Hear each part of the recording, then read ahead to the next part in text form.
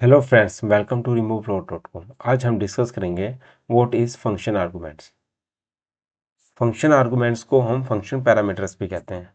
In C programming, function arguments are values pass to a function when it is called. It's mean जब भी हम कोई भी function को कॉल करेंगे और अगर हमने उसके अंदर पैरामीटर्स पास किए हैं तो हमें उन फंक्शन के पैरामीटर की वैल्यू भी पास करनी होगी। These arguments provide the necessary information that the function need to perform its task. Types of function argument. There are two types of function argument. First one is pass by value. Second one is pass by reference. Pass by value में basically हम पास करते हैं जो original argument की value की copy को हम पास करते हैं, यानी कि हमने अगर उसमें कुछ चेंज किया तो उससे ओरिजिनल आर्गुमेंट पे कोई इफेक्ट नहीं होगा। डेफिनेशन यही है, a copy of the actual argument is pass to the function, changes made to the parameter inside the function do not affect the original argument. Pass by reference. The address of the actual argument is passed to the function. It's mean हम actual argument के address को पास कर रहे हैं, ना कि value को, allowing it to modify the value of the argument in the calling function. Pass by value in C. Full detail में हम डिस्कस करते हैं pass by value. Pass by value is a method of passing argument to a function in C where a copy of the actual argument value is pass to the function. जैसे मैंने आपको बताया, original argument है उसकी copy को पास किया जाता है। As a result, changes made to the parameter inside the function do not affect the original value of the argument in the calling function. The function operate on the copy and any modification to the parameter are local to the function. अगर हम उस parameter के अंदर कुछ भी modify कर रहे हैं तो उसमें ओरिजिनल आर्गुमेंट पे कोई इफेक्ट नहीं होगा। Let's see on the code. एक काम करते हैं, एक फाइल बना लेते हैं, C hyphen pass by value dot C extension, ये बना लिया हमने। अब हम हैश लगाएंगे, include stdio.h, standard input output library को इंक्लूड कर लेंगे। इसके बाद एक फंक्शन बना लेते हैं हम। मैं एक बना लेता हूँ function void number of square. यहाँ पर हम इंट नंबर पास कर दिया हमने, इंटीजर,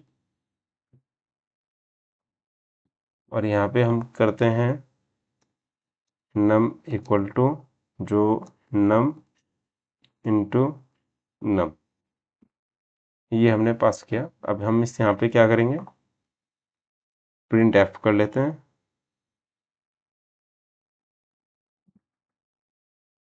इसमें num inside the function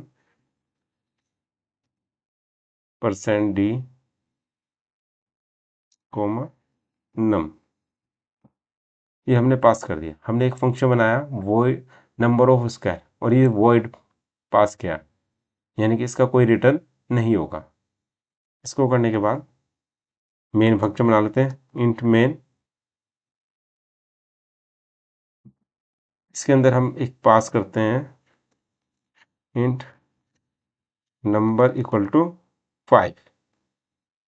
अब यहाँ पे हमने पास कर दिया नंबर। अब हम क्या करेंगे, नंबर ऑफ स्क्वायर जो फंक्शन है हमारा उसको पास किया, उसके अंदर हमने क्या पास कर दिया, नंबर।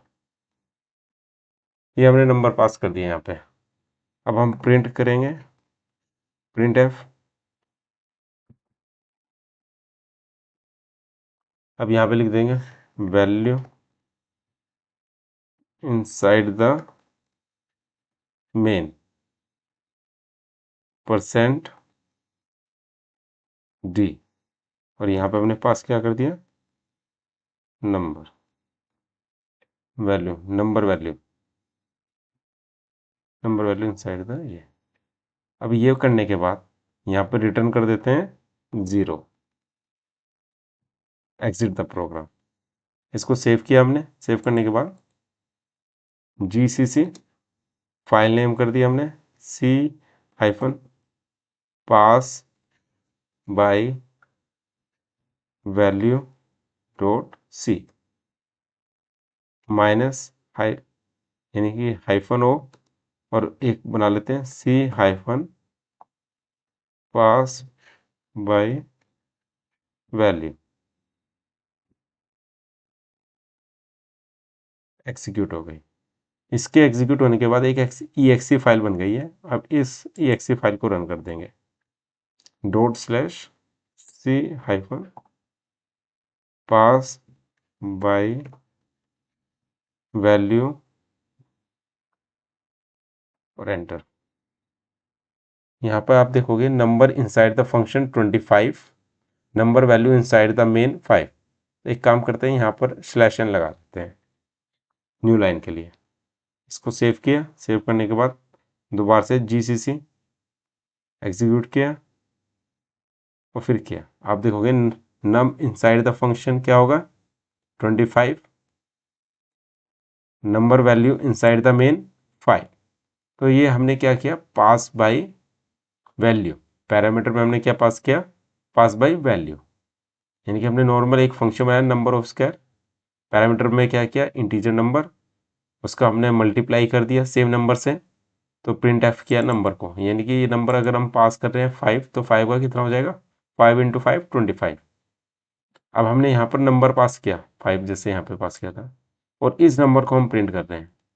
तो हम बेसिकली पास क्या कर रहे थे, वैल्यू को। और वो किसकी वैल्यू पास होती है, जो भी हमने नंबर पास किया है या कोई भी हमने पास किया है उसकी कॉपी करता है वो, ना कि ओरिजिनल वैल्यू को अपडेट करता है। तो ओरिजिनल तो वैसे का वैसे ही रहेगा, और उसकी जो कॉपी है उस कॉपी में मॉडिफिकेशन होगा।